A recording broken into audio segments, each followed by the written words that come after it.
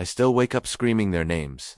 The children's faces flash before me as I relive that moment when command ignored my desperate radio calls and dropped those bombs anyway. What happened in that village changed me forever, and the military tried to bury the truth. I'm James Harwood, 72 years old now.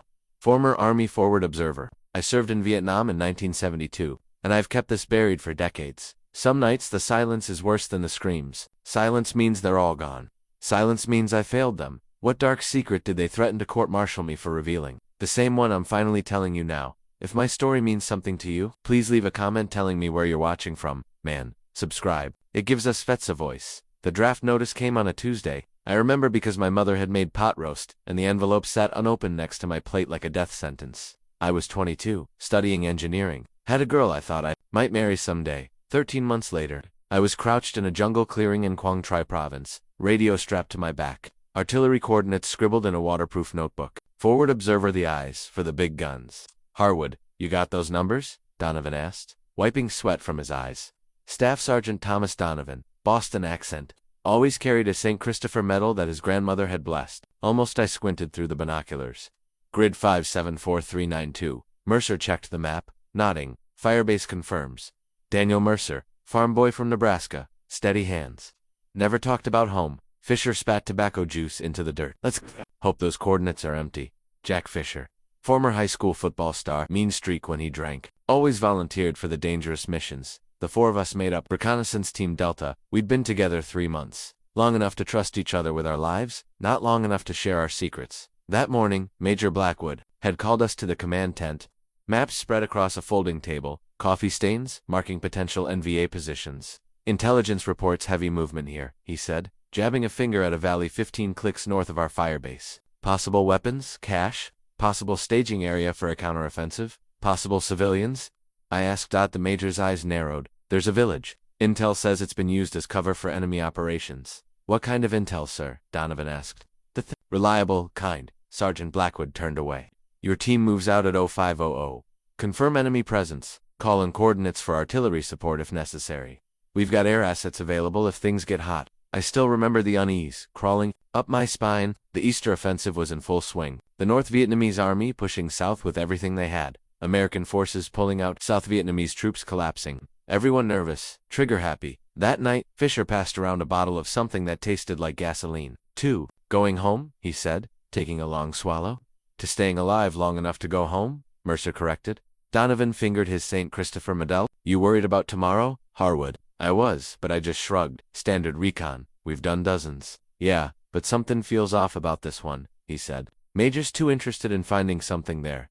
Dawn came too quickly. We moved. Out under a sky the color of a fresh bruise, humidity already thick enough to chew. The jungle was alive with sounds, birds, insects, the occasional distant thump of artillery. By midday, we reached the ridge overlooking the valley. Below us, a village of maybe 30 structures, thatched roofs, a central well, fields of rice paddies stretching to the north, smoke from cooking fires, children chasing chickens between huts, nothing that looked like war.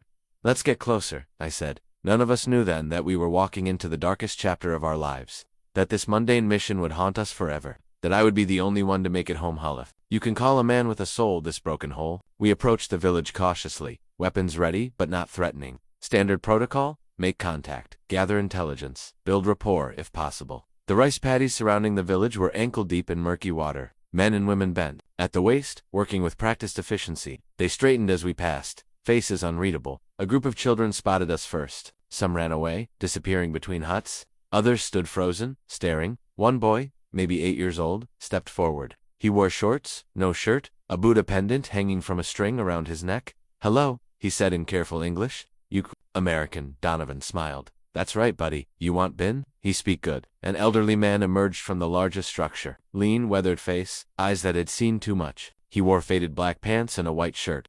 The village elder, bin. Welcome, Americans, he said, his English accented but clear. Why you come here? I stepped forward. We're checking the area, making sure everything's safe. His eyes narrowed. Slightly. Safe from what? NVA. North Vietnamese Army, I clarified. We have reports they might be in this area.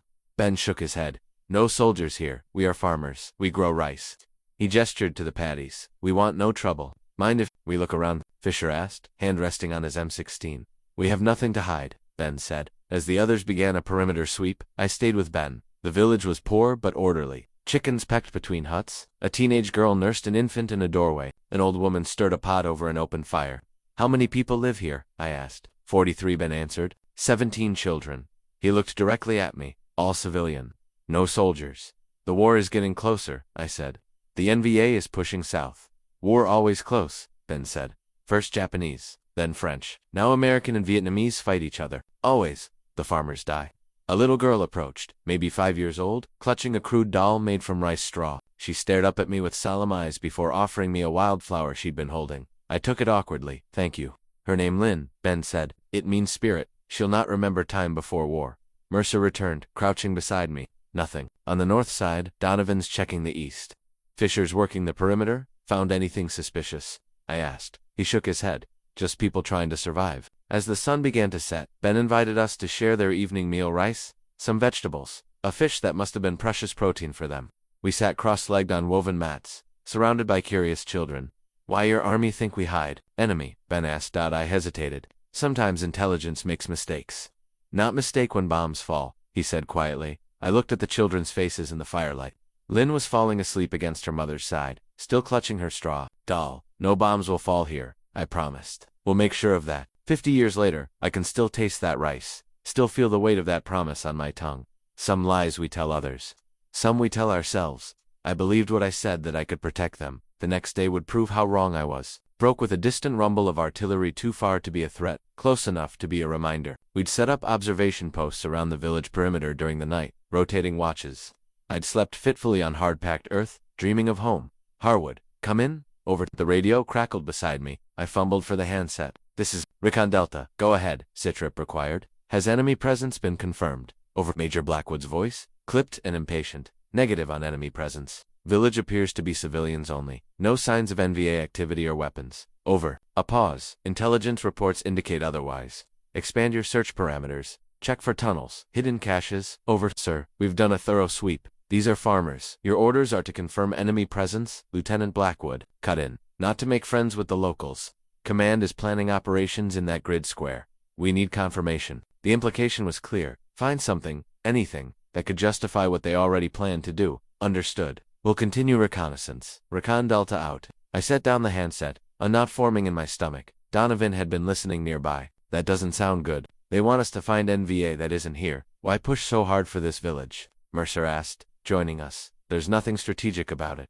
I studied the map. They're planning something big, probably part of the counteroffensive against the Easter push. And we're supposed to help them tick the boxes, Fisher said, cleaning his rifle. We report what we find, I said firmly. Nothing more, nothing less. And if they don't like what we find? Donovan asked. I didn't have an answer. We spent the morning searching more thoroughly, checking every hut, probing the ground for tunnel entrances, questioning villagers as gently as we could. Nothing. Just people trying to survive between opposing forces. At midday, I radioed again. Recon Delta 2, Firebase Bravo. Still negative on enemy presence. Request permission to move to next grid square. Over. Static? Then? Negative. Recon Delta. Hold position. New intelligence suggests imminent NVA movement through that village. Air assets are being prepared. You may need to designate targets. OVI blood went cold. Sir, I must emphasize, we have found zero evidence of enemy activity here. The village is full of civilians. Children. Over. Your concern is noted, Lieutenant Blackwood said, his voice hardening. But this comes from higher up. That village sits on an infiltration route. Either the NVA is there, or they will be. Prepare for possible air support needs. Out.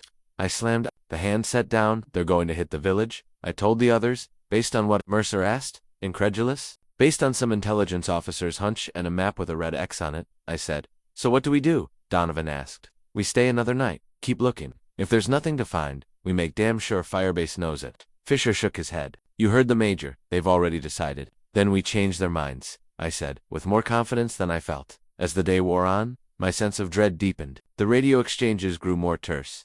Back at Firebase Bravo, something was happening, plans forming, decisions being made about this unremarkable village and the lives it contained. Lynn found me sitting alone that evening, watching the sunset. Without a word, she sat beside me and placed another wildflower on my knee. Thank you, I said. She smiled shyly and ran back to her mother. I stared at the delicate purple petals, thinking about duty, orders, and the weight of conscience. None of my training had prepared me for this moment when following orders and doing what's right might be two different things.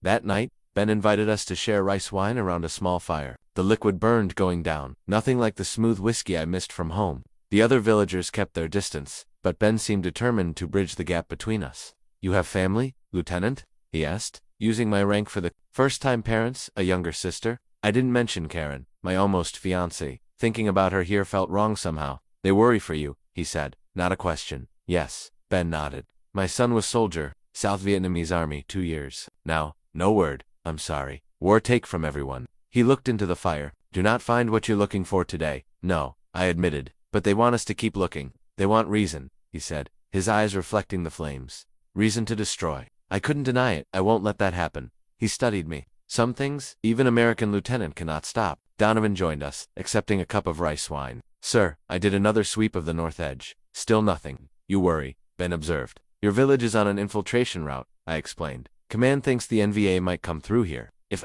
soldiers come, we hide, Ben said. We no fight, we no help. We survive.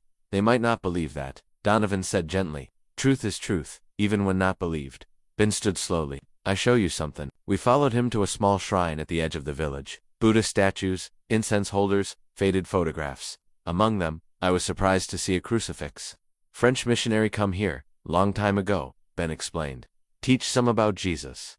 Then Japanese kill him, but we keep his cross. All gods needed in war. He knelt, lighting an incense stick. Tomorrow bring what it bring. Tonight we pray. Later, unable to sleep, I walked the village perimeter. The moon cast everything in silver, the paddies like mirrors, reflecting stars. Beautiful country, I thought. If you could forget what we were doing to it. Mercer was on watch, rifle across his knees. Can't sleep, LT. Too much on my mind. Same. He offered me a cigarette. What's the play tomorrow? We tell them the truth. Again, as many times as it takes. He exhaled smoke. And if they don't listen, if they send in the birds anyway. Birds. Air assets. B-52s loaded with enough ordnance to turn this village into a memory. Then we evacuate these people, I said. Get them clear. Against orders? Some orders shouldn't be followed. Mercer nodded slowly. Donovan's with you. Fisher. I don't know. And you. I didn't come to Vietnam to kill kids, sir. We smoked in silence, watching the night sky. In a few hours, Fisher would relieve Mercer, then Donovan would take the pre-dawn watch. Normal routine, on in anything but night. Back in my makeshift quarters, a corner of a storage hutai, tried the radio one more time. Recon Delta to Firebase Bravo. Request to speak with Major Blackwood. Over, this is Firebase Bravo. Major is unavailable. State your message. Over. We need to discuss tomorrow's operation. We have confirmed no enemy presence in the village. Repeat. Verified civilian population only. Over. Message received. Stand by for orders at 0600. Out. I stared at the radio. They weren't listening. Or worse, they were listening but didn't care. Outside, a child cried briefly before being soothed. A dog barked. Normal sounds. Peaceful sounds. I checked my watch. 2,300 hours. In 7 hours, we'd get new orders. I had until then to figure out how to save these people from my own side. I closed my eyes but couldn't sleep. Instead, I saw Lynn's face. The wildflower she'd given me, the trust in her eyes that I hadn't earned and couldn't honor. Some ghosts haunt you before they're even dead. First light brought a heavy mist over the rice paddies. I'd barely slept, my mind cycling through scenarios, none of them good. Donovan found me checking the radio for the 20th time. Orders, he asked. Not yet. A commotion at the edge of the village. Fisher's voice raised an alarm. We rushed over to find him standing with an old man who was gesturing frantically toward the jungle. What's happening? I demanded. He's trying to show us something, Fisher said. Keep saying VC, and pointing that way. I turned to the old man. VC, Viet Cong. He nodded vigorously, tugging at my sleeve. Come. We followed him through dense vegetation about half a kilometer from the village. He stopped at what looked like an ordinary patch of ground, then bent down and brushed away leaves and dirt to reveal a wooden hatch. Tunnel, Mercer whispered. The old man pulled the hatch open. The musty smell of earth and mold wafted up. Not the odor of a recently used tunnel. VC old, the man said. Long time ago. I signaled Donovan to cover me, then lowered myself into the opening. The tunnel was cramped, forcing me to crouch. Using my flashlight, I moved forward cautiously. After about 10 meters, the tunnel opened into a small chamber. What I found confirmed what the old man had said. Rusted rifles, rotting canvas, a moldy box of medical supplies with French labels. Not North Vietnamese Army, not even recent Viet Cong. This was from years ago, probably remnants from the First Indochina War against the French. Back on the surface. I explained what I'd found to the others. So there was a weapons cache, Fisher said. Was abandoned. Probably hasn't been used in 15 years. I turned to the old man. Thank you for showing us. He nodded, seeming relieved. As we walked back, Ben met us at the village edge. Show you old tunnels, Ben said. From when his father fought French. Why didn't you tell us yesterday? I asked. You ask about NVA, not old ghosts. His eyes were steady. Now you see truth. No enemy here now. The radio on my back crackled. Firebase Bravo to Recon Delta. Priority message over. I grabbed the handset. This is Recon Delta. Over Operation Rolling Thunder commencing at 0900 hours. B-52s will target grid squares 574390 through 574 to 395. Your team is ordered to fall back to extraction. Point Echo 3 immediately. Over. The blood drained from my face. Those coordinates encompassed the entire village and surrounding area. Firebase Bravo. We have discovered evidence that this was previously a VC location, but it's abandoned. Repeat, abandoned. The village is purely civilian. Request immediate cancellation of airstrike. Over. A different voice came on Mager Blackwood. Lieutenant Harwood, your orders are to evacuate your team immediately. The coordinates are locked. In this operation as part of a larger strategic initiative. Your intel has been noted, but the mission proceeds. Acknowledge and confirm withdrawal. Over. I looked at Ben, at the village behind him where children were beginning their day. Lynn, playing with her straw doll. Major, there are 43 civilians here, 17 children. I cannot in good conscience. This is a direct order. Lieutenant, Blackwood cut in. Withdraw now, or face court-martial. The strike package is already airborne. Out. Donovan, Mercer, and Fisher stared at me. They'd heard everything. What do we do, sir? Mercer asked quietly. I made the decision that would haunt me for the next 50 years. We evacuate the village now. Chaos erupted when we told them. Panicked voices, crying children, old people frozen in disbelief. Ben tried to maintain order, translating our urgent warnings. How much time? Donovan asked, checking his watch. Less than 2 hours? I turned to Mercer. How far to the nearest safe area? There's a river valley about 4 clicks south. Might provide some shelter. Not enough time to reach it with everyone, Fisher argued. Old people? Kids, they can't move that fast. I tried the radio again. Recon Delta, to Firebase Bravo. Emergency. We are still in the village with civilians. Request immediate abort. Of airstrike. Over. Nothing but static. Again, Donovan urged. Recon Delta to Firebase Bravo. We have not evacuated. Civilians have not evacuated. Repeat. The target zone is still occupied. Over. More static than a voice but not Blackwood's. Recon Delta. This is Firebase Bravo. You are breaking up. Say again. Over. There jamming us, Fisher said. Or pretending to. Or the radio's malfunctioning, Mercer suggested. I tried one more time, enunciating every word. Abort. The mission. Civilians. In danger? The response was chillingly calm. Recon Delta. You have your orders. Extraction point, Echo 3. Out. Ben approached, his face taut with controlled fear. My people ready to leave. They had assembled at the center of the village, the elderly supported by younger adults.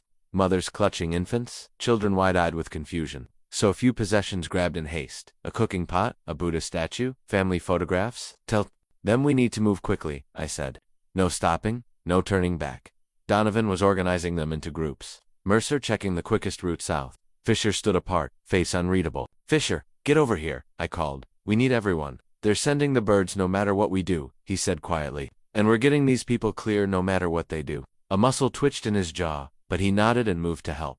The evacuation began, a ragged line of villagers moving south, away from the only homes they'd known. Mercer led, I took the middle, Donovan and Fisher brought up the rear. The jungle quickly enveloped us, slowing our pace. Branches whipped at faces. The muddy ground sucked at feet. Faster, I urged, knowing it was impossible. An old woman stumbled. I caught her arm, feeling bones like twigs beneath her skin. Her eyes met mine not with gratitude, but with a knowing so profound it shook me. She had seen this before. Different uniforms, same outcome.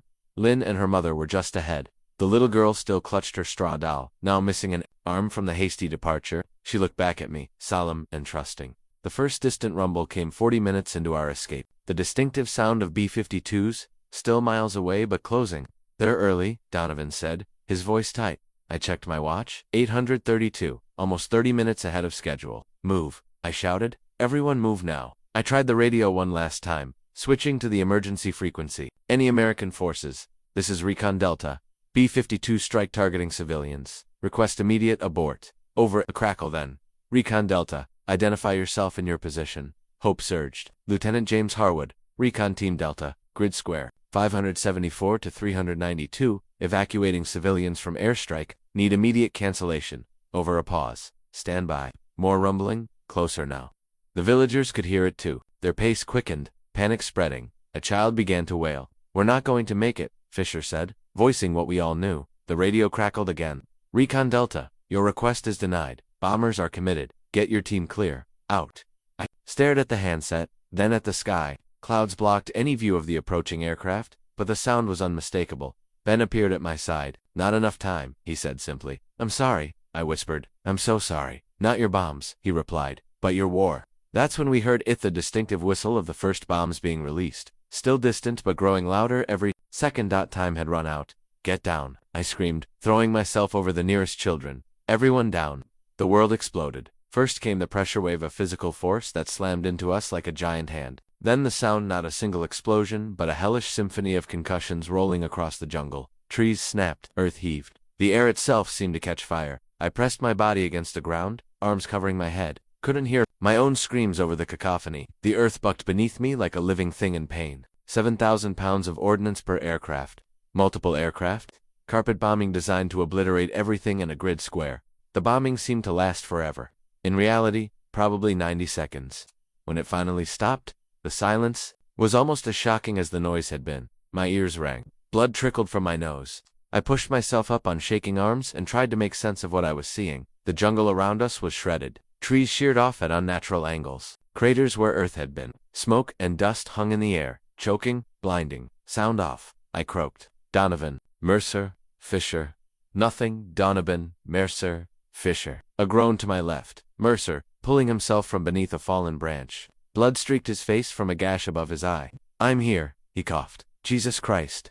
Find the others, I ordered, my voice sounding distant through the ringing in my ears. The villagers were beginning to stir those who could be. A woman wailed, clutching something to her chest. A child, not moving.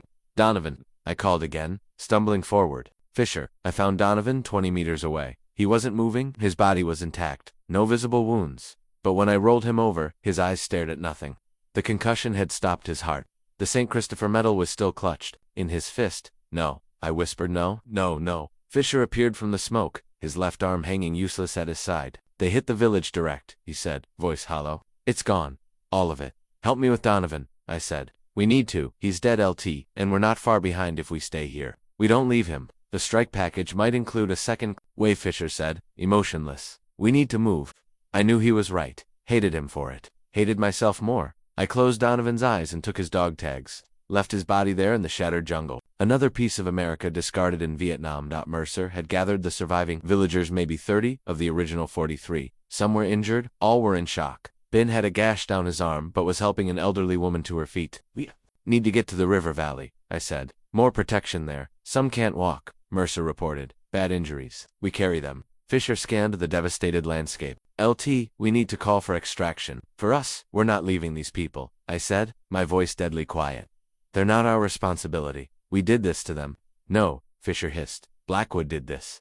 The Air Force did this, not us. We're getting them to safety, I said, ending the discussion. Radio for a medevac. Tell them we have wounded. Fisher stared at me, then reached for his radio. It was shattered, useless. Mine had somehow survived. I tried all frequencies. Recon Delta. To any American forces, we have wounded civilians and American personnel. Request immediate medevac. Over static. Then. Recon Delta, this is Firebase Bravo. Area is still hot. No medevac authorized. Proceed to extraction point. Echo 3 for team removal only. Over. Negative. Bravo. We have civilians in need of urgent medical care. Request negative. Recon Delta. No assets available for civilian extraction. Area remains under operational restrictions. Out. I slammed the handset down. They're abandoning us. Not us, Mercer said quietly. Them. I looked at the surviving villagers, mothers clutching children, men with makeshift bandages. The old woman I'd helped earlier, now cradling a badly burned infant. Lynn stood alone, covered in dust, her straw all completely gone. Her mother was nowhere to be seen. We move south, I decided. We get them to the nearest village with access to medical care. That's at least 15 clicks, Mercer warned. Then we better start walking. Behind us, secondary explosions still rocked what remained of the village. 50 years later, I can still smell the distinct odor of that moment-burned vegetation, explosive residue, blood, and the unmistakable stench of what happens when high explosives meet human bodies. That smell never leaves you. Neither does the knowledge that your own people did. The sand left you to deal with the aftermath. The jungle closed around us like a wounded animal, hostile and unforgiving. We moved slowly, our ragged procession guided more by desperation than direction. Mercer had taken point, his map largely useless in the devastated landscape. Fisher followed, sullen and withdrawn, his arm hastily splinted with broken branches. I stayed at the rear, watching for stragglers, listening for the sounds of approaching aircraft. We found more bodies as we retreated. A young man thrown against a tree trunk with such force that bark embedded in his flesh. An elderly couple, hands still clasped in death. Each discovery hollowed me out a little more. There might be survivors back in the village, I said as we paused to let the injured rest. There's no village left, Fisher replied flatly. We should check. And risk getting caught in a secondary strike. No, Mercer returned from scouting ahead. There's a clearing about half a click south. Better visibility there. Any water? I asked. Not yet. Soon maybe. Water had become our most pressing need. The injured were dehydrating quickly in the humidity. We'd left with almost nothing, no medical supplies beyond our personal first aid kits, minimal water, no food. Ben approached me, his face gray with exhaustion. Tam dying? He said simply, gesturing to a middle-aged woman being carried on an improvised stretcher. Needs doctor? I know. I couldn't meet his eyes. We're trying. American helicopters come for you. Yes. Can't take worse injured. I'm working on it. The lie tasted bitter. In the clearing. I tried the radio again. Recon Delta to any American forces. Medical emergency, request immediate assistance. Over static? Recon Delta to Firebase Bravo. Lieutenant Harwood, requesting contact with Major Blackwood. Over more static. Then a voice. Not Blackwood's. Recon Delta, this is Firebase Bravo. You are under orders to proceed to extraction point for team removal. Acknowledge. Over. We have civilians with life-threatening injuries. Children, they need immediate medical evacuation. Over. Negative. Recon Delta, no civilian extraction authorized in that grid square. Proceed to Echo 3 immediately. Out. I stared at the radio, tempted to smash it against a tree. Instead, I tried one more frequency, the General Emergency Channel. This is U.S. Army Lieutenant James Harwood, Recon Team Delta. We have a mass casualty situation following B-52 strike. Multiple civilian casualties, including children, request urgent medical assistance. Over. Nothing. Mercer crouched beside me. They're cutting us off, aren't they? Looks that way? Why? Because we're witnesses. Because we disobeyed orders. Because these people don't matter to them. He nodded slowly. What's the play, El? We keep moving. Get to the next village if we can. Find someone who'll help. A soft sound made me turn. Lynn stood watching us, her face streaked with dirt and tears, but no sound coming from her. Just those solemn eyes, taking everything in. I reached out a hand. She approached cautiously and took it. Her palm was so small against mine, fingers curling around my index finger like a tiny vine seeking support. Where's your mother? I asked gently. She pointed back toward the village.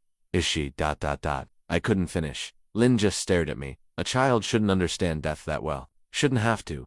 You come with me now, okay? I tried to smile reassuringly. We'll take care of you. She nodded once. A commotion from the group of villagers drew our attention. The woman Ben had mentioned Tum had died. Her family wailed around her body, rocking back and forth in shared grief.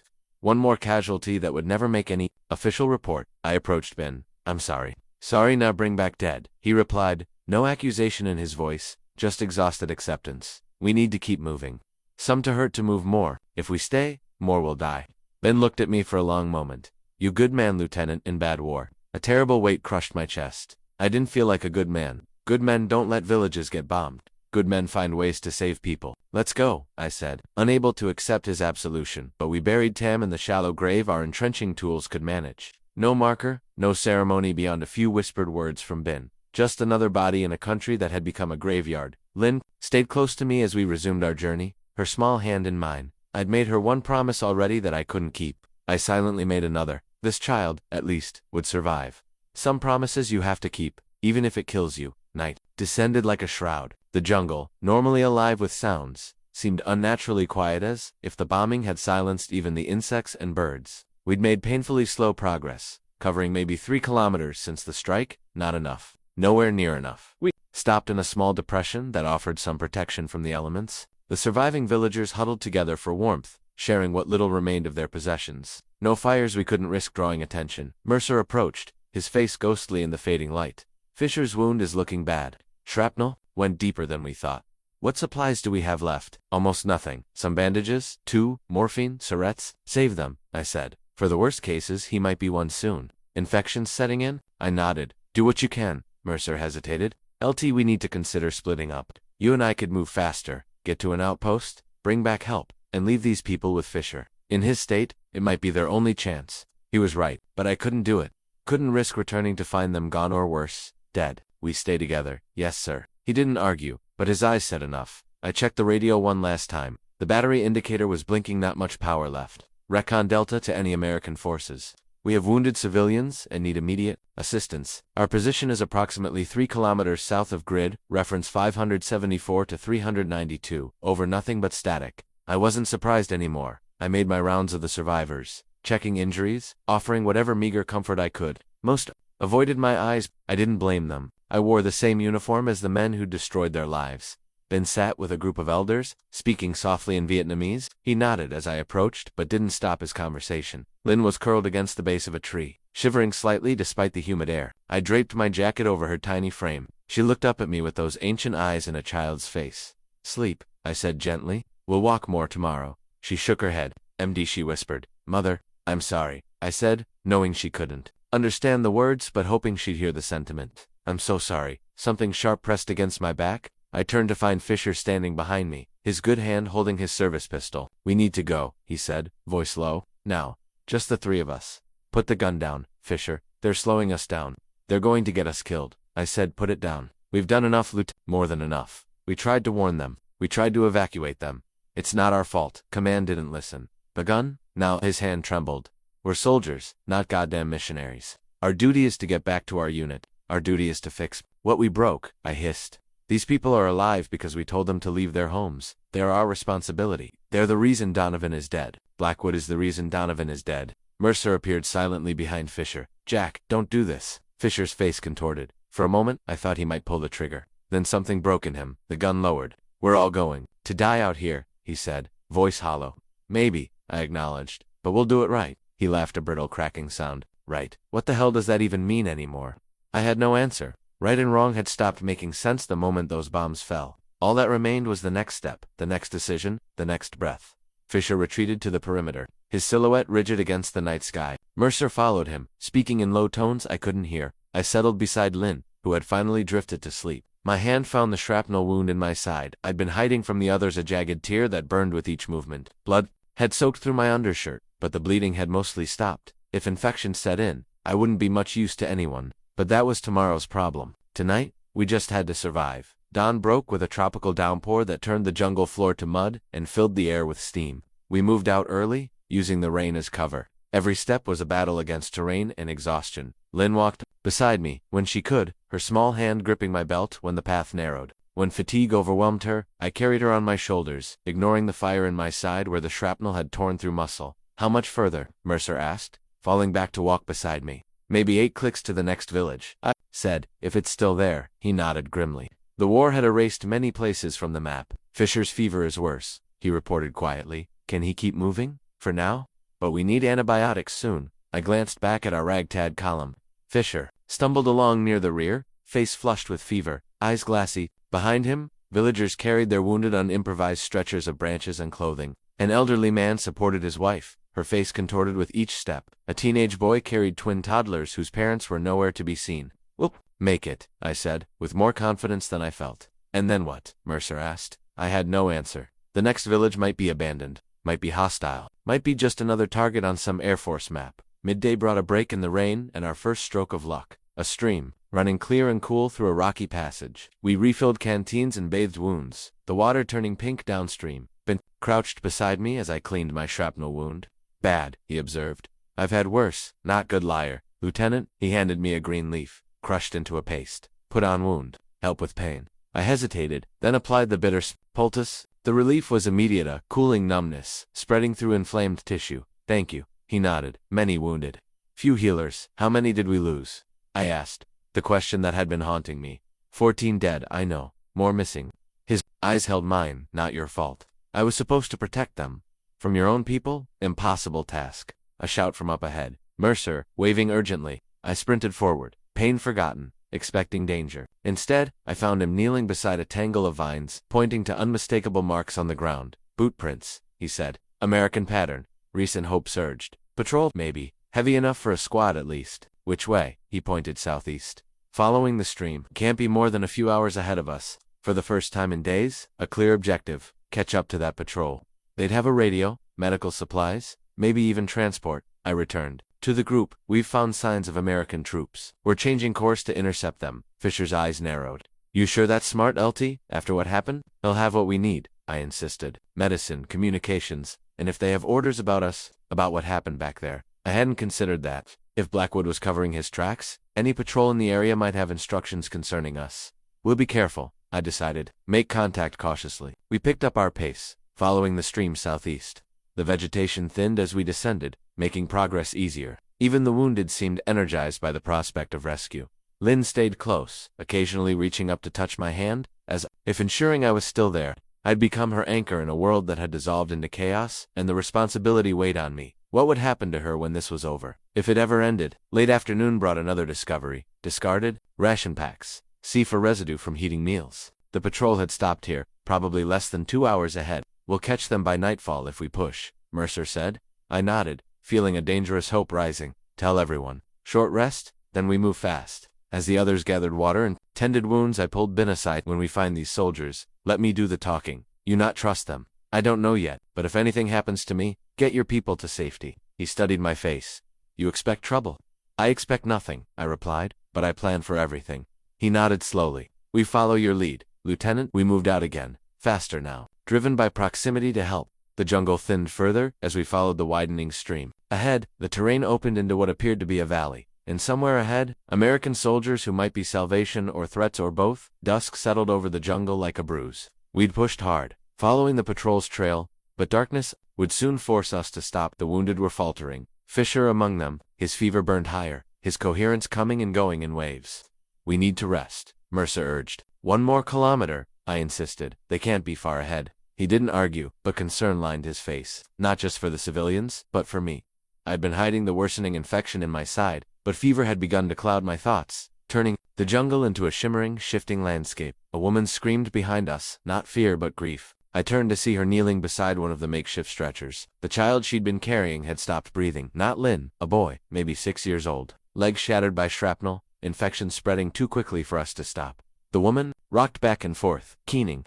Others gathered around her, offering what comfort they could. One more death, one more life that should have continued for decades. Fisher appeared beside me, swaying slightly. That's on them, he said, voice slurring. Not us. We're all responsible, I replied. Bullshit. You tried to stop it. I was there, remember? You begged them not to drop those bombs. It wasn't enough. Nothing would have been enough. His voice rose, drawing stares. Don't you get it? We're just pawns. Cannon fodder. Blackwood, the generals, the politicians, they make the decisions. We just die carrying them out. Keep your voice down, I warned. Why? So we can pretend this makes sense. His laugh was manic. Look around you, LT. Look at what your precious chain of command did. This is what America means to these people. Fisher, we should have left them, he shouted. We should have followed orders and gotten out. Donovan would still be alive. Mercer grabbed his arm. That's enough, Jack. Fisher shoved him away with surprising strength. Don't touch me. You're as bad as he is, pretending we can fix this. The surviving villagers watched silently, unable to understand his words but reading the madness in his face. You're sick, I said quietly. You need rest. What I need is to go home. What I need is to not be part of this anymore. He drew his pistol, waving it erratically. I'm done. I'm walking out of here, finding that patrol, and getting medevaced. Put the gun down, Mercer said, hands raised. We're all going to find the patrol, not with them slowing us down. Fisher gestured at the villagers. They're dead already, you just won't admit it. The pistol wavered between us. I could see the war breaking him in real time, the fever, the guilt, the horror becoming too much for his mind to process. You're right, I said carefully. It's my fault Donovan died. My fault for not getting everyone out faster. Put the gun down, and we'll find that patrol together. Something flickered in his eyes, recognition perhaps, that he was crossing a line. For a moment, I thought he would lower the weapon. Instead he backed away. I can't do this anymore, he whispered. Jack, Mercer started. I'm sorry. He turned and ran, crashing through the underbrush, heading southeast toward the patrol's trail. Mercer moved to follow him. I caught his arm. Let him go. He'll die. Out there alone? Maybe, but he might find that patrol. Either way, we can't split our focus. We returned to the grieving mother. No words could help, but presence mattered. We helped dig another shallow grave, adding one more unmarked death to Vietnam's tally.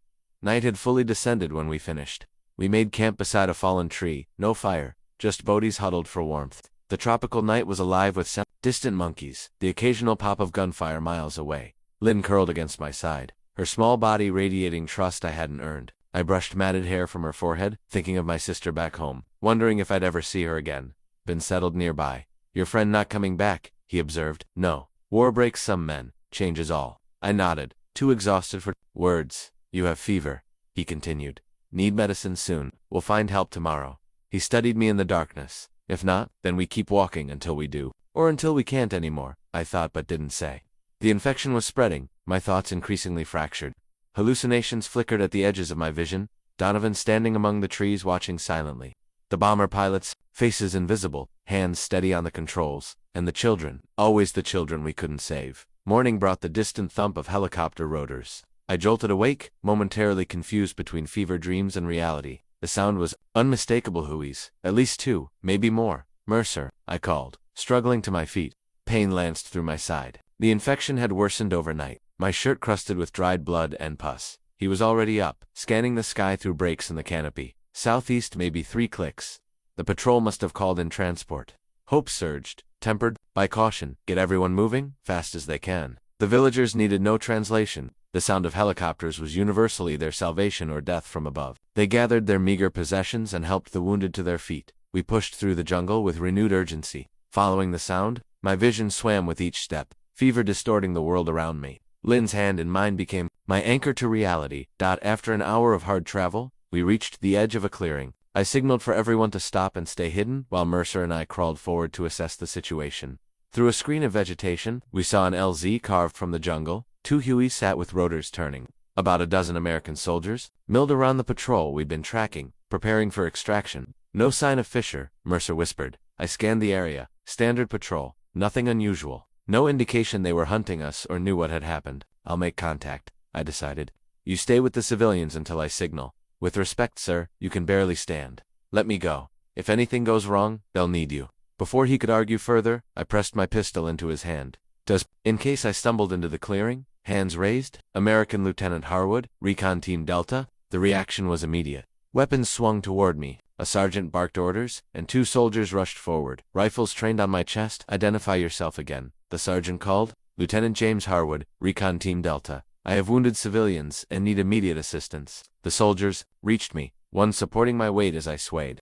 Jesus, he's burning up, he told the sergeant. A captain approached, radio in hand. Lieutenant Harwood, from Firebase Bravo. Yes, sir. My team was conducting recon when we've been looking for you, he interrupted. You reported AWOL. AWOL. I stared at him uncomprehending. No, sir. We were caught in a bombing run. Village was hit. Civilians save it. Lieutenant, the captain's face hardened. We have orders to escort you back to base. Where's the rest of your team?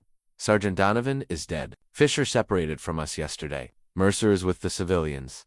What civilians? Survivors from the village. They need medical attention. The captain exchanged glances with his sergeant. Something unspoken passed between them. How many, he finally asked.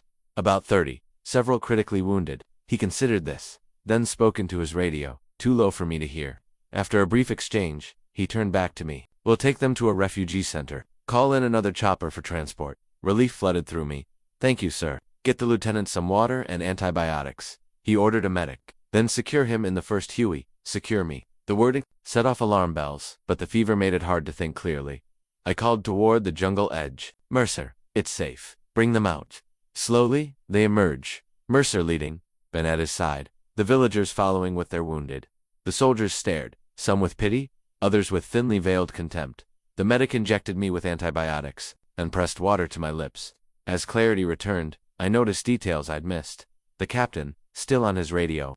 The careful positioning of soldiers around the civilians. The way they separated Mercer from his weapon. Those aren't refugee extraction protocols, I murmured to the medic. He avoided my eyes.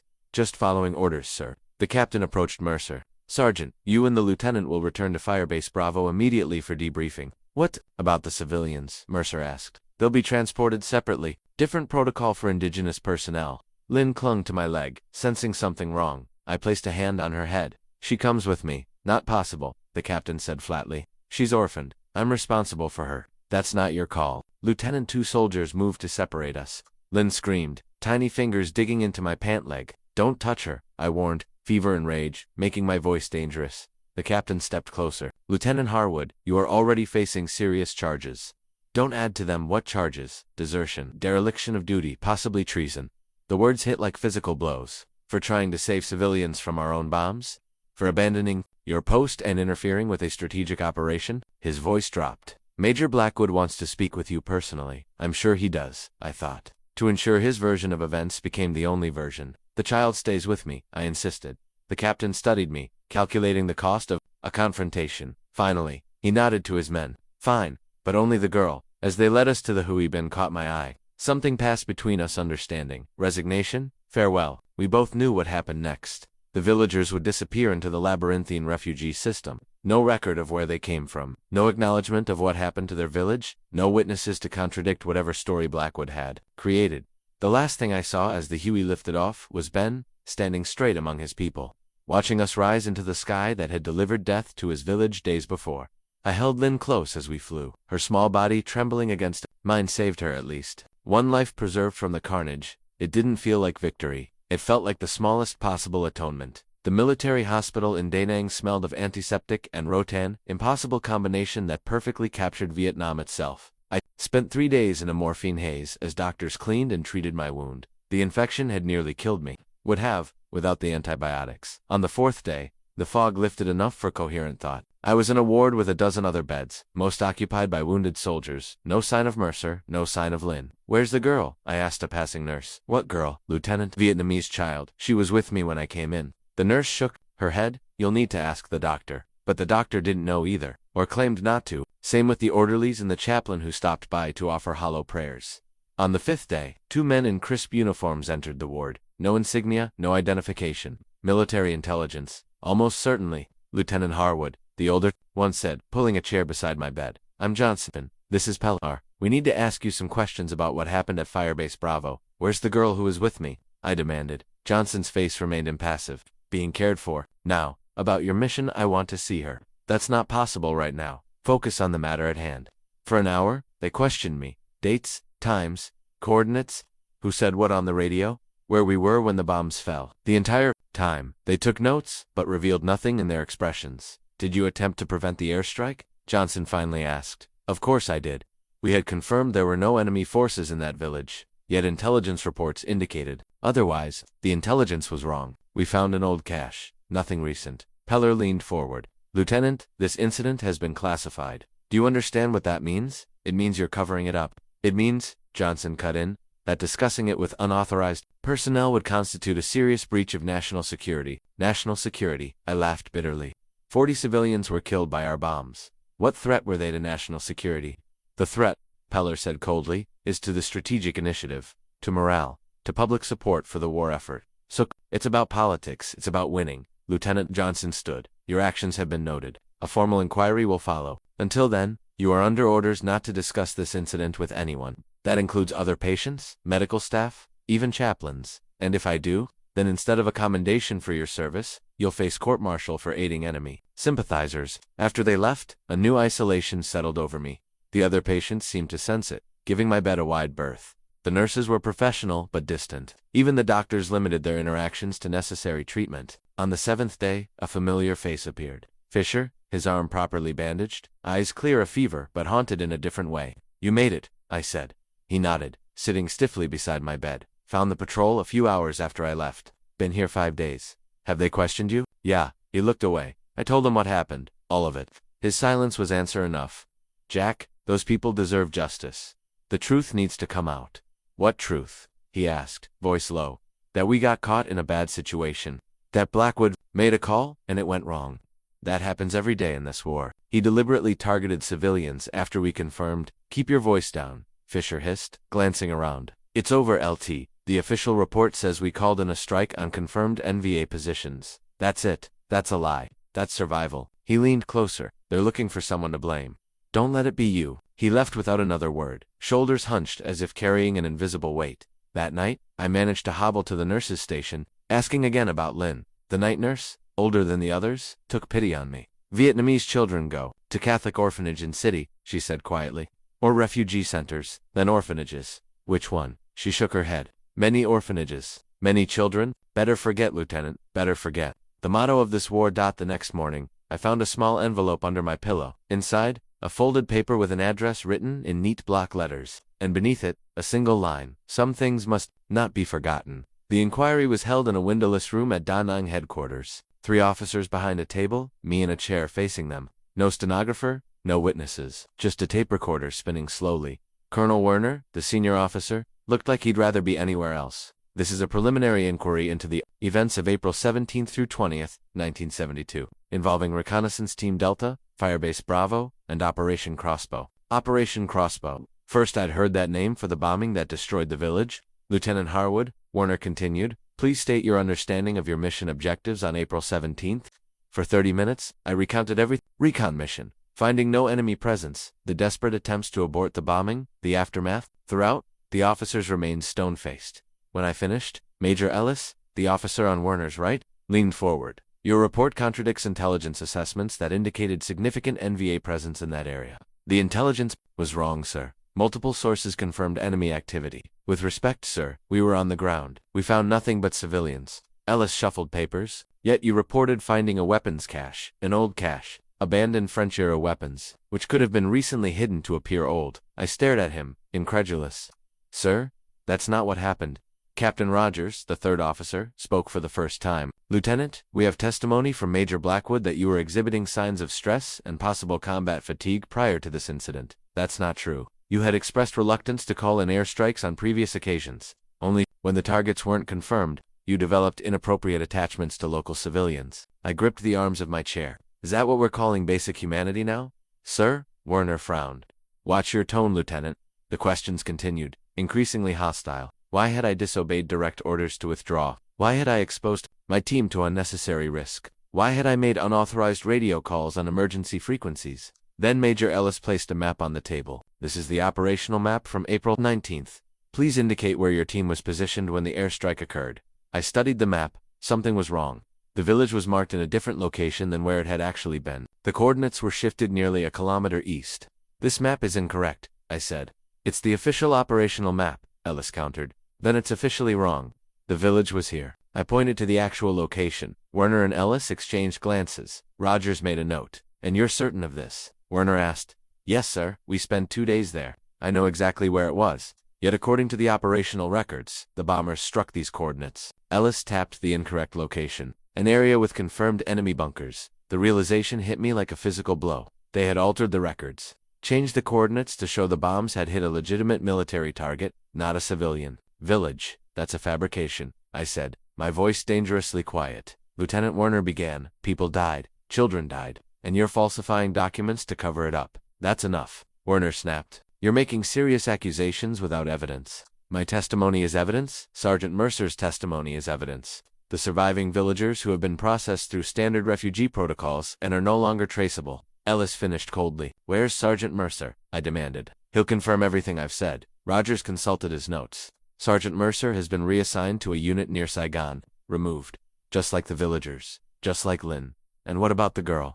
I asked the orphan who was with me when I was evacuated. There is no record of any civilian child accompanying you, Rogers replied. That's a lie. Werner's face hardened. Lieutenant Harwood, this inquiry finds that you abandoned your post against orders, endangered your team through poor judgment, and failed to accurately report enemy positions. You will receive a formal reprimand. Consider yourself fortunate that more serious charges aren't being pursued. More serious than falsifying records about a massacre. I stood, ignoring the pain in my side. Sir, what happened to those people was a crime. What happened, Ellis said, was a tragic error in a combat zone, the kind that occurs in every war. Not like this, not deliberate. Werner switched off the tape recorder. This inquiry is concluded. You're dismissed, Lieutenant. As I turned to leave, Rogers spoke again.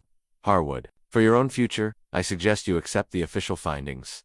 Vietnam has broken better men than you. Outside, I found Major Blackwood waiting, cigarette dangling from his lips. He didn't speak, just watched me with cold eyes as I passed. Wanted to confront him, demand answers, inflict some fraction of the pain he'd caused. Instead, I kept walking. My war with Blackwood wasn't over, just beginning a new phase. That night, I sat in the officers' club, nursing a whiskey I couldn't taste. A shadow fell across my table. Mercer, in fresh fatigues, duffel bag at his feet. Shipping out, he said, without preamble, 101st Airborne Advisory Roll. They're splitting us up, I said. Eliminating witnesses. Yeah. He glanced around, then slid a small notebook across the table. Keep this safe. It's everything: dates, coordinates, names. The truth. I pocketed it without looking. Stay alive, Daniel. You too, James. He hesitated. What we did to save them, it was right. Whatever they say. After he left, I ordered another whiskey and contemplated the weapon Mercer had given me. Not a gun, but perhaps something more powerful. Documentation, evidence, truth. I returned to America in October 1972. Not to parades or gratitude, but to indifference punctuated by hostility. A war nobody wanted to acknowledge, fought by men nobody wanted to see. The address from the note led to a Catholic orphanage in Da Nang run by French nuns. I'd gone there my last day in country, hoping to find Lin, the stern-faced Mother Superior, denied any knowledge of a child matching her description. When I pressed, she suggested many children had been evacuated to orphanages in Saigon, or even the United States through adoption programs. Another ghost? I'd never find. I tried to rebuild a life. Used my engineering degree to get a job designing irrigation systems. Married Karen, the almost fiancée who'd waited. Bought a small house in Pennsylvania. Outwardly normal, like thousands of other Vietnam vets, trying to forget. But the nightmares never stopped. The village burning. Children screaming. Donovan's empty eyes. Karen would shake me awake, her face concerned but increasingly distant. How do you explain to someone that part of you never left the jungle? We divorced in '76. I can't compete with ghosts, she said as she packed her things. She wasn't wrong. In '78, I tracked down Fisher. He was working construction in Ohio, drinking too much, jumping at loud noises. We sat in a diner, too broken, men pretending to be whole. You still think about it? I asked. Every day. He stirred his coffee endlessly. Tried to tell my brother once. He didn't want to hear it. Nobody does. Maybe that's for the best. He looked up. I saw on the news. They're calling it a noble cause now. Can you believe that shit? What about Mercer? You heard from him. Fisher's face darkened. Didn't you know? He ate his gun. 78. Left a wife and kid in Nebraska. The news hit like physical pain. Mercer, steady, reliable Mercer, who'd helped save those villagers, who'd given me his notebook of evidence, who couldn't live with the memories anymore. I should have stayed in touch, I said. Wouldn't have mattered. Fisher pushed his coffee away. Some wounds don't heal. I tried once, in 1980, to tell the story publicly. Contacted a journalist who'd been critical of the war, showed him Mercer's notebook, told him everything. He seemed interested. Took notes, promised to investigate. 3 weeks later, 2 men in suits visited my workplace. No introductions, no agency mentioned. The matter you discussed with Mr. Collins is classified, the older one said. Continuing to pursue it would constitute a breach of national security. The war's been over for years, I argued. Some aspects remain sensitive. You mean embarrassing, we mean classified. The younger man handed me a document. This is a reminder of the non-disclosure agreement you signed. Violation carries significant penalties. After they left, I called the journalist. His editor told me he'd taken an assignment overseas. Convenient, the years passed. Reagan called Vietnam a noble cause. The first Gulf War gave America a new, cleaner conflict to celebrate. Vietnam receded in public memory, becoming a backdrop for Hollywood. Movies that missed the point entirely. I kept Mercer's notebook locked away, kept the memories locked inside. Worked, lived, aged, alone, except for occasional visits from my sister and her children. My niece once asked about Vietnam for a school project. I told her sanitized stories about the heat and the food and the beauty of the countryside. Not about the bombs. Not about Lynn. Some burdens aren't for sharing. In 1995, I visited the wall in Washington. Ran my fingers over Donovan's name, etched in black granite. So many names. So many lives. And not a single Vietnamese civilian among them. An older man in a VFW cap noticed my recon pin. When did you serve? 71 to 72. Quang Tri Province. He nodded. Rough area. You, with a line unit? Recon a firebase Bravo, something flickered in his eyes. Recognition, wariness. Blackwood's command? I stiffened. You knew him? Worked intelligence liaison. Heard stories? He glanced around, then back at me. Were you there? The incident with the village? After 23 years, someone was finally asking. Yes, I said simply. He studied me, then turned back to the wall. Bad business, that some things, this country isn't ready to face. Will it ever be? He had no answer. Neither did I. In 2008, I was retired, living alone in a small house outside Pittsburgh. My days had a comfortable rhythm. Coffee on the porch. Newspaper, gardening, when weather permitted, PBS documentaries in the evening. The war felt distant, a faded photograph I rarely examined anymore. Then I saw the news report. An airstrike in Afghanistan. Dozens of civilians killed at a wedding party. Military spokespeople calling it regrettable collateral damage while insisting the target had been legitimate. An investigation promised, accountability pledged. I recognized the pattern immediately. Different war, same story. That night, the nightmares returned with fresh intensity. Not just memories of Vietnam, but images of Afghanistan merging with them. Children in different clothes, same vacant eyes, different bombers, same results. I woke drenched in sweat, heart hammering. For the first time in years, I unlocked the fireproof box where I kept Mercer's notebook. The paper had yellowed, the ink faded, but the words remained clear. Dates, coordinates, names of the dead. Evidence. The next morning, I called my niece Emily. She was a journalist now, working for an online news outlet. Uncle James. Everything okay? I need to talk to you. Professionally. Silence. Then, about what? Vietnam. Something that happened there. Something that was covered up. 2 days later, she sat in my living room, digital recorder on the coffee table between us. Her face was guarded, professional, but I could see the concern in her eyes. You've never wanted to talk about the war before, she said. Some stories take a lifetime to be ready to tell. I pushed Mercer's notebook across the table. Everything's in there. I need you to make copies. Keep them somewhere safe. She flipped through the pages, brow furrowing. What am I looking at? Evidence of a war crime, and its cover-up. For 2 hours, I told her everything. The village, the bombing, the aftermath, the inquiry that rewrote history. She took notes, asked clarifying questions, her professional demeanor occasionally slipping to reveal shock or dismay. When I finished, she sat silently for a long moment. This is explosive, she finally said. But it was over 35 years. I go the statute of limitations. I don't care about prosecutions. I interrupted. I care about truth, about acknowledgement. Most of the principals are probably dead. Blackwood isn't. Last I heard, he retired as a colonel, lives in Virginia. Emily tapped her pen against her notepad. I'll need corroboration. Records other witnesses. The records were altered, and the witnesses. I sighed. Fisher died in 92, Mercer in 78. The Vietnamese civilians were scattered into the refugee system. So it's just your word, and Mercer's notebook, and whatever records you can find through FOIA requests.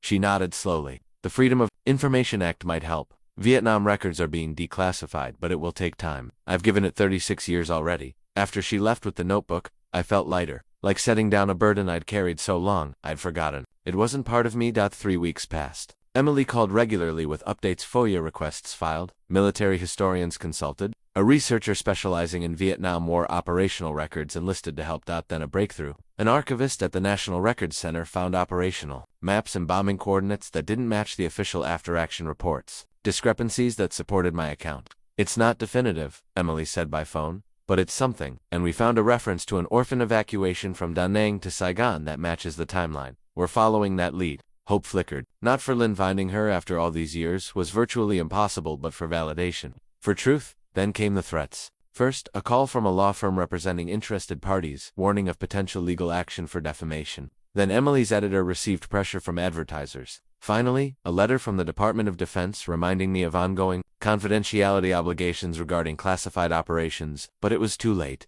Emily had made copies. Other journalists had been contacted. The story had momentum. 50 days after our first conversation, Emily called, her voice vibrating with excitement. We found Fisher's official testimony from the inquiry. It contradicts the final report, and we have a statement from a clerk who worked at Firebase Bravo. He remembers the altered coordinates enough to publish. Almost, but there's something else. She paused. We may have found her. Lynn? My heart stopped. How? Catholic adoption records. A girl matching her description, right age, evacuated from Da Nang to an orphanage in Saigon, then adopted by an American family in 1973. She lives in California now. Does she? I couldn't finish the question. Remember, we don't know. We've reached out through her attorney. I sat down heavily, overwhelmed by possibilities. After decades of ghosts, something solid, someone real. What happens now? I asked. We publish, next week, your story, the evidence, everything. And Blackwood, we've requested comment. No response. Yet I thought of him older now, like me, but unlike me, untroubled by what he'd done, living with a clear conscience he hadn't earned. He'll deny everything, I said, probably, but the truth will still be out there. Finally, the truth after all these years. Not justice too late for that, but acknowledgement, validation, and, perhaps, the beginning of peace. The story broke on a Tuesday. Vietnam War crime cover-up exposed, read the headline on Emily's news site. By Wednesday, major outlets had picked it up. By Thursday, I had reporters on my lawn. I declined all interviews, except one with Emily, on camera, telling the story in my own words. No dramatization, no sensationalism. Just the unvarnished truth about what happened in that village in 1972. Reactions were predictable. Military officials expressed concern over unsubstantiated allegations. Veterans groups were divided, some supportive, others accusing me of tarnishing their sacrifice. Politicians avoided comment. Social media exploded with opinions from people who hadn't been born when it happened. Blackwood, now 83, issued a statement through his attorney. Colonel Blackwood categorically denies any wrongdoing or knowledge of civilian casualties during Operation Crossbow. All actions were conducted according to rules of engagement and based on verified intelligence. A lie to the very end. A week after publication, I received a letter with a California postmark. Inside, a single photograph, a smiling Asian American woman in her 50s, standing beside a teenage girl who had her eyes. No note, no explanation needed. Lynn had survived, built a life, created a future. I placed the photo on my mantle and wept for the first time since Vietnam. The story might have ended there. One more Vietnam revelation, in a country still uncomfortable with that war's legacy. But then came an unexpected development. 3 elderly Vietnamese men contacted Emily through an interpreter. They were survivors from the village, refugees who'd eventually settled in California. They'd recognized the details in the article. They remembered Mitha, American lieutenant who'd tried to save them, who'd led them through the jungle after the bombs fell. Emily arranged a video call. Seeing their faces aged but unmistakable shattered something inside me. Bin was gone. They told me, died in a refugee camp in '75. But these 3 had made it to America, had children, grandchildren, had survived. We never forget what you did. One said through the interpreter, you tried to save us when your own people would not. Their forgiveness was harder to bear than their anger would have been. 2 months after the story broke, I received another unexpected communication, an invitation to speak at a symposium on war crimes and reconciliation at Stanford University. The keynote speaker would be a Vietnamese historian whose parents had fled during the war. I accepted, though public speaking terrified me. Some stories need telling, no matter the cost. The auditorium was packed when I took the stage. My hands trembled as I adjusted the microphone. I'd prepared notes but set them aside. This wasn't about facts anymore. It was about truth. My name is James Harwood. I began in April 1972. I was a lieutenant with Recon Team Delta in Quang Tri Province, Vietnam. What I witnessed there has haunted me for 50 years. For 30 minutes, I spoke. No embellishments, no self-justification. Just what happened, in the decades of silence that followed. When I finished, the applause was scattered, uncomfortable. This wasn't a story that invited celebration. During the Q&A, a young man stood, his face tight with anger. My father served in Vietnam, he said. Men like you dishonor his sacrifice by speaking this way. Before I could respond, an elderly Vietnamese woman rose from her seat. My family died in American bombing, she said, her accent thick but words clear. This man tells truth we all know but few Americans admit. This is not dishonor, this is courage.